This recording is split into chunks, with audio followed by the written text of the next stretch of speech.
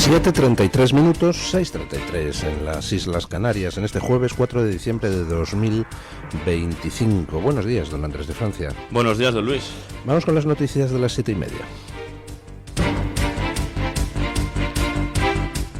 La justicia empieza a dar la razón a los afectados por los avales trampa de Pedro Sánchez. El juzgado de primera instancia número 60 de Madrid ha estimado parcialmente la demanda presentada contra Unicaja por dos fiadores de dos préstamos ICO-COVID de 18.000 y 14.000 euros. La sentencia considera aprobado que los empresarios confiaron en la información difundida por las instituciones durante la pandemia, que aseguraba que el Estado avalaría el 80% de los préstamos. Durante la crisis sanitaria se aprobaron más de 1,1 millones de operaciones ICO-COVID por un importe superior a 140.000 millones de euros. En total, las líneas movilizaron más de 200.000 millones entre préstamos y garantías con una cobertura estatal del 80%. Esto podría obligar al Estado a asumir hasta 160.000 millones de euros en caso de impago generalizado. Bueno, el asunto este es dantesco. Resulta que se ofrecen créditos avalados por el Estado en hasta el 80% a la gente que se había visto afectada por la pandemia, y entonces muchos empresarios afectados por la pandemia van y piden ese tipo de créditos al ICO, y luego resulta que a la hora de hacer frente a las deudas, en muchos casos donde no pudieron sacar adelante a pesar de todo el negocio, pues resulta que les reclaman la totalidad de la deuda y les reclaman que paguen con sus propiedades personales. Dicen, oiga, pero se avalaba el 80% el Estado. Me puede usted reclamar el 20% del préstamo, pero no el 80%. El 80% reclámeselo al Estado. Ah, no, la letra pequeña decía que es que realmente avalabas tú el 100%. Y solo en caso de impago, pues el Estado avalaba el 80%, o sea que no era un aval para proteger a la gente a la que la pandemia crujió, era un aval para proteger al banco. En caso de impago, entonces ya sí entraba el Estado, pero primero pagabas tú y te quitan la casa si no has pagado. Ah, está muy bien, ¿eh? Bueno, pues uno de los empresarios afectados ha recurrido y ya hay sentencia. Y efectivamente, el Estado va a tener que hacer frente al 80% de ese préstamo no cobrado. Con lo cual, ese empresario al que habían crujido, pues, verá que se le tiene que devolver al menos esa parte del dinero. ¿Se dan ustedes cuenta de hasta qué punto son estafadores en este gobierno? Se anuncia bombo y platillo, créditos ICO por la pandemia, tranquilos, saldremos más fuertes, 80% avalado por el Estado.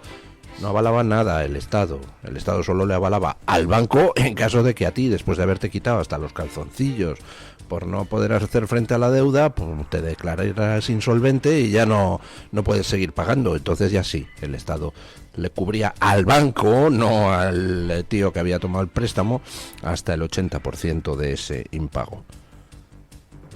Tiene narices, ¿eh? Bueno, pues resulta que esta cosa puede hacer que haya una catarata de reclamaciones de dinero al Estado,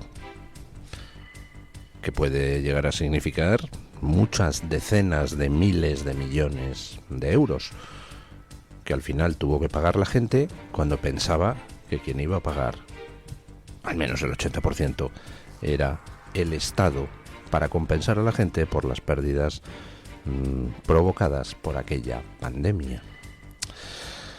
Bueno, sigue adelante la investigación sobre la financiación ilegal del Partido Socialista. En este momento yo creo que en España pues solo hay dos personas que dudan de que exista financiación ilegal del Partido Socialista. Una es Gabriel Rufián y la otra es Yolanda Díaz. Bueno, en realidad no dudan, saben que, como lo sabemos todos con toda probabilidad, que hubo financiación ilegal del Partido Socialista, pero, en fin, el machito es el machito, el momio es el momio, el chollo es el chollo, y ni Rufián ni Yolanda Díaz van a hacer nada por acortar ni una sola hora el tiempo en el que pueden estar disfrutando del chollo. Quien, desde luego, parece que tiene claro que la cosa apesta un poquito es el juez. El juez ha rechazado las maniobras dilatorias del Partido Socialista y le exige todos los pagos en efectivo a todo el mundo durante toda la etapa Sánchez. El juez de la Audiencia Nacional, Ismael Moreno, ha contestado al PSOE rechazando las maniobras dilatorias del partido liderado por el presidente del gobierno, Pedro Sánchez.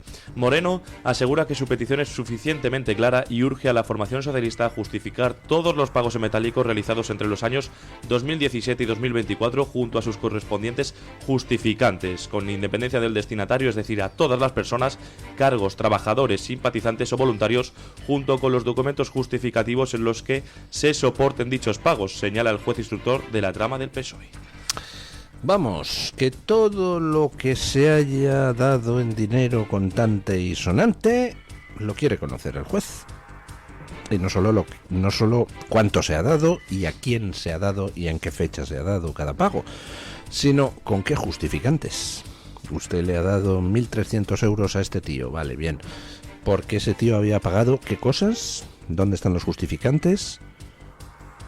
Y ahí la verdad es que nos podemos encontrar con algo muy interesante.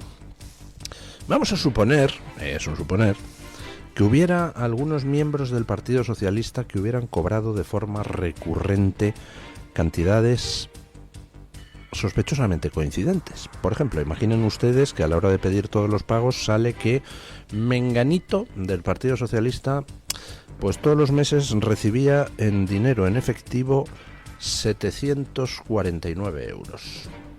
Pues hombre, ahí ya tienes un indicio de que se trata de un pago por la puerta de atrás, porque mira que es difícil que tú hagas una serie de gastos y los tickets sumen siempre lo mismo, ¿verdad? Es una posibilidad, no digo que eso haya pasado, pero digo que este tipo de listados completos permiten a los jueces progresar por cosas que los listados contienen y que pues a veces no puedes controlar o no has tenido en cuenta. Por ejemplo eso, que haya pagos repetitivos. También puede pasar que haya pagos exagerados a determinadas personas. Una cosa es que un empleado de Ferraz pase un taxi de 38 euros un día y 6 meses después pase otro taxi de 49 euros. Y otra cosa distinta es que haya un empleado de Ferraz pasando todos los días taxis por 120, 150 o 300 euros. Eso ya empieza a apestar a que estás metiendo tickets que no son tuyos, ¿verdad? También puede pasar pues que haya gente que haya cobrado cantidades relativamente altas, con lo cual el juez puede preguntarse ¿y cómo pagó usted esto? Aquí dice que usted presentó tickets en el mes de mayo de 2022 por valor de 1.800 euros. ¿Cómo pagó usted esto? Aquí hay varias facturas de restaurante, patatín, patatán. ¿Cómo le pagó usted al restaurante ese dinero que luego le reclamó al partido? ¿Me puede usted enseñar sus listados de tarjeta de crédito? Porque claro, si responde no, es que yo también lo pagaba todo en efectivo, pues entonces ya empezamos a tener un problema, no solo el partido, sino personas individuales. Bueno, pues el Partido Socialista tiene el problema de que estos listados suelen contener información potencialmente incriminatoria, no solo para el partido, sino para personas concretas del partido. Pero además tiene otro problema, y es que al parecer, según algunas informaciones que ya se publicaron hace 2-3 semanas, pues tampoco coinciden las cantidades que el PSOE ha abonado en efectivo con lo que le declaró al Tribunal de Cuentas en su día que abonaba en efectivo. Es decir, que podría haber más pagos en efectivo de los declarados, lo cual indicaría pues una potencial financiación ilegal. Y por último, por supuesto, es que está la pregunta del millón. Si resulta que tú tienes que hacer muchos pagos en efectivo, pues oye, a la gente se lo metes con la nómina o lo que sea, los tickets que haya añadido, pero eso de sacar todos los meses cientos de miles de euros del banco para luego abonar en efectivo en la sede toda una serie de tickets, pues hombre, eso apesta a que solo lo haces cuando tienes otra cantidad de efectivo que no ha salido del banco, sino de circuito de dinero negro, a la que tienes que dar salida como efectivo y por tanto necesitas sacar dinero del banco para que haya mucho efectivo donde disimular ese otro efectivo negro. Bueno, pues ya veremos a ver por dónde van las investigaciones. El PSOE está intentando resistirse como gato panza arriba y el juez le ha dicho que deje de tocar las narices y que le mande el listado de todo.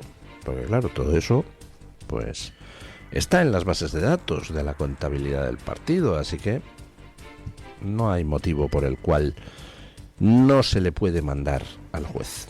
Bueno, y en el PP de Extremadura, pues, en fin, 3 concejales se han dado de baja en protesta por las listas de Guardiola para las elecciones autonómicas. 3 concejales del Partido Popular de Serrajón, Cáceres, han anunciado que se van a dar de baja en el partido y pasarán a ser édiles no adscritos en el ayuntamiento. Esta situación viene dada debido a que María Guardiola, para su candidatura a las elecciones del 21 de diciembre, ha incorporado a la alcaldesa de la localidad, Nélida Martín, que pertenece al partido regionalista Levanta Extremadura. En concreto, Nélida Martín ocupa el número 9 de la candidatura del PP a la Asamblea de Extremadura por la provincia de Cáceres y fue elegida alcaldesa en la actual legislatura como cabeza de lista de este partido regionalista. Bueno, o sea, una señora que en su día fue alcaldesa con el PSOE, era la representante de igualdad del PSOE de Extremadura, luego se sale, se hace un partido pues típico partido local que hace alguien que se sale del partido en el que estaba, sale elegida alcaldesa, entonces María Guardiola coge y la mete en las listas de las autonómicas andaluzas y 3 concejales del Partido Popular de ese pueblo pues han dicho, ala, ahí os quedáis, no salimos del Partido Popular. Qué cosas pasan, ¿no? La pregunta es, ¿por qué metes en las listas para las elecciones autonómicas a alguien que viene del PSOE y que además pues llevaba temas de igualdad en el PSOE? Pues muy sencillo, porque María Guardiola está a la izquierda del PSOE en ciertos temas. Uno se pone a ver declaraciones de María Guardiola y de un García Paje, y García Paje, vamos, parece hijo de, no sé, la fachosfera comparado con María Guardiola en determinadas cuestiones. María Guardiola, pues es una progre del PP. ¿Qué le vamos a hacer? Cree en todas esas zarandajas, o finge que cree, que si la Agenda 2030, que si la amenaza climática, que si los temas trans, que si las leyes de género. Ella cree en todo eso. Ya lo demostró en 2023 atizándole a Vox y logrando que Feijóo perdiera la Moncloa. Gracias, María Guardiola. Y bueno, pues ahora mete en el PP, en las listas del PP a la Asamblea Autonómica, a alguien que viene del progrerío feminista del Partido Socialista. Pues bueno, es coherente. Claro, pero el que sea coherente no quiere decir que sea aceptable para determinados votantes del PP o para determinados cargos del PP. Y se le acaban de dar de baja 3 concejales del partido. Bueno, y aquí en Madrid tenemos un escándalo pues bastante repugnante. ¿Qué es lo que ha pasado en el hospital de Torrejón? Hospital de Torrejón, hospital de gestión privada, donde pues publicaba el periódico El País el otro día unos audios, pues en fin, donde el responsable del hospital decía que había que empezar a rechazar ciertos pacientes para poder aumentar los beneficios del hospital. Vamos, asquerosito todo. Escuchen. El Grupo Rivera Salud, uno de los grandes sanitarios referentes en España, ha enviado un comunicado anunciando que Pablo Gallart, el CEO, ha solicitado desvincularse de las responsabilidades sobre la gestión del Hospital de Torrejón. Esto ocurre mientras el grupo lleva a cabo una auditoría en profundidad para garantizar que no se ha producido ningún incumplimiento de los estándares de calidad en la atención a los pacientes, de la ética profesional ni de la ley. Este comunicado llega después de que El País desvelara los audios en los que Gallart ordenaba aumentar las listas de espera y descartar procesos rentables para aumentar beneficios. Bueno, pues básicamente, hospital que es público con gestión privada y que donde se cursan instrucciones verbales para, en fin, determinado tipo de pacientes, quitárselos de en medio. ¿Por qué? Pues porque son más gastos que otros pacientes, entonces centrarse en aquello que permita aumentar la rentabilidad. Amigo mío, ese no era el pacto.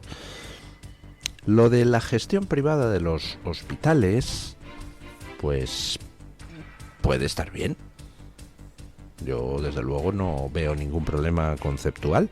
Hay países que tienen una sanidad pública, gratuita, universal, donde la iniciativa privada hace muchas cosas. Por ejemplo, Suecia. En Suecia muchas labores de atención sanitaria se subcontratan. ¡Ojo! Se subcontratan. Quiere decir, pues igual que aquí en España se hace con los análisis clínicos. Los análisis clínicos, pues algunos se hacen dentro de la propia de los propios hospitales, pero otros muchos, no sé si casi todos, se envían fuera a laboratorios. Hay una tasa de tarifas. A ver, cada análisis de tal vale tanto. Toma, hay que hacer 200 análisis de sangre. Toma, pum, pum. Se hace una tabla de tarifas y, oiga, pues posiblemente si hiciéramos esos análisis dentro del hospital saldría mucho más caro. Así que está muy bien. Y en Suecia es lo que hacen, subcontratan un montón por ejemplo, estancias en hospital, pues subcontratan sin ningún problema a hospitales privados. Hay una lista de tarifas y ya está. Y ahí no hay posibilidad de trampa ni cartón. Son listas de precios públicas y entonces las empresas privadas que quieran ofertar, pues ofertan. Eso es una cosa. Y otra cosa es que tú hagas ya pactos de gestión donde el beneficiario de la concesión pues puede ganar más o menos dinero haciendo unas cosas o haciendo otras. Hombre, no. Así no va el tema, porque claro, la mayoría de los empresarios en este mundo pues es gente normal, buenas personas, pero hay algunos empresarios que pues no les importa coger y mandar a tomar por saco a un paciente para así mejorar un poquito el beneficio, ¿verdad? Bueno, pues ese tipo de cosas son inaceptables hablando de sanidad. Por eso es por lo que está bien la sanidad pública. Porque la sanidad pública al final significa que cuando se toman criterios, se adoptan criterios restrictivos, por ejemplo, no podemos financiar tal fármaco, pues se adoptan, pues hombre, intentando ser racionales y descartando solo las cosas que son muy caras y cosas así, pero no hay nadie intentando maximizar los beneficios y por tanto rechazando sin razones racionales adecuadas un tratamiento. Sin embargo, con la sanidad privada, pues, o con los seguros privados sanitarios, pues está el criterio del beneficio. Si no se antepone a la salud de las personas, pues no pasa nada. Pero si se antepone, como parece que ha pasado en el hospital de Torrejón, pues le hemos fastidiado. Bueno, el grupo empresarial se ha tratado de desmarcar y la Comunidad de Madrid dice que ha abierto una investigación. Bueno, pues esperemos que esa investigación llegue a buen puerto y se depuren las responsabilidades que haya que depurar, tanto internamente en la empresa adjudicataria de la gestión del Hospital de Torrejón, como en la propia Comunidad de Madrid, en el sentido de que si esta empresa ha incumplido lo que son sus obligaciones, pues se le rescinda el contrato o lo que haya que hacer, no lo sé. Pero vamos, desde luego no es tolerable que en un hospital, para maximizar el beneficio empresarial, se rechace a pacientes. Eso no tiene muy buen aspecto. Bueno, hablábamos de que Sánchez pues ha dicho que va a dedicar 400 millones a impulsar el coche eléctrico aquí en España, mientras en Estados Unidos Trump dice que, Trump se acaba de cargar la norma medioambiental de Biden que hacía que los coches de combustión artificialmente pues costaran 1.000 euros más cada uno. Adivinen quién está encantado con los coches eléctricos y quién está encantado con que aquí en España Pablo Iglesias luche por defender el coche eléctrico. Exactamente, lo han adivinado los chinos. Escuchen. China mira con interés la política española y encuentra en Pablo Iglesias a un aliado. El ex vicepresidente del gobierno y ex secretario general de Podemos ha viajado recientemente al país asiático, donde ha pronunciado un discurso en la Academia de Ciencias Sociales de China apreciado por las autoridades. El canal de noticias CGTN, vinculado al gobierno de Pekín, ha difundido un fragmento de una entrevista a Iglesias en las que defiende el coche eléctrico chino porque es de calidad y más asequible y, por lo tanto, más conveniente que los de las marcas europeas. La embajada china en España también ha divulgado las palabras del ex vicepresidente. Tic-tac, tic-tac, somos los de abajo y vamos a por los de arriba. Y ahora le tenemos ahí, hoy de lobista de coches chinos eléctricos a Pablo Iglesias, qué bonito. ¿Qué será lo siguiente? No sé, hacerse lobista de armas, siempre y cuando sean de fabricación china. Qué bonito ver a Pablo Iglesias convertido en lobista chino, como Zapatero. Esto de los 400 millones que anunciaba Sánchez antes de ayer para temas de coches eléctricos, ¿es porque se lo ha sugerido Zapatero? ¿Porque se lo ha sugerido Pablo Iglesias? ¿Porque se lo han sugerido ambos? ¿Porque lo trató Sánchez en su viaje a China último? La verdad es que tengo curiosidad. ¿Quién es el que impulsa a Sánchez a dedicar dinero nuestro a los coches eléctricos de toda esta panda? ¿Cuál es el lobista concreto? ¿O es el mismo Sánchez el lobista? El otro día comentaba en Twitter que con todo esto de Ábalos, Cerdán, etcétera, no debemos olvidar una cosa, y es que todas esas tramas de corrupción pues son tramas hasta cierto punto menores. Menores en el sentido de que, bueno, hablamos de millones de euros, decenas de millones de euros. ¿Qué se puede haber llevado un Ábalos, suponiendo que sean ciertas las imputaciones contra él? ¿Qué puede tener por ahí escondido en el extranjero? ¿Unos milloncitos, unas decenas de milloncitos? Si verdaderamente queremos buscar corrupción gorda y dinero a lo grande, está en otra parte. Está en todo el dinero que ha viajado al extranjero a través de distintos canales desde España, cuando se subvenciona la cría del mejillón barbudo en los lagos del altiplano boliviano, por ejemplo. ¿Cuánto de ese dinero va a actividades reales? ¿Cuánto va a financiar activismo progre en Bolivia? ¿Y cuánto va a mordidas que vuelven a España después por otro canal? Si sumamos todas las aportaciones al extranjero que se han hecho con Sánchez, vamos, nos salen unas cantidades de dinero astronómicas. Estamos hablando de miles y miles de millones de euros. Pero además hay otras cosas. Cuando se firman acuerdos comerciales con China, con Marruecos, ¿hay alguien que luego ponga el cazo en alguna cuenta suiza, por ejemplo? O en alguna cuenta en las Islas Caimán, yo qué sé. Ahí es donde está el dinero gordo. Con simplemente un acuerdo con, yo qué sé, fabricantes de coches eléctricos chinos, pues seguro que te llevas mucho más de una sola tacada que lo que se puedan llevar Ábalos, Cerdán y Koldo entre los tres a lo largo de toda su vida. No sé, tengo esa sospecha, pero bueno, a lo mejor me estoy equivocando.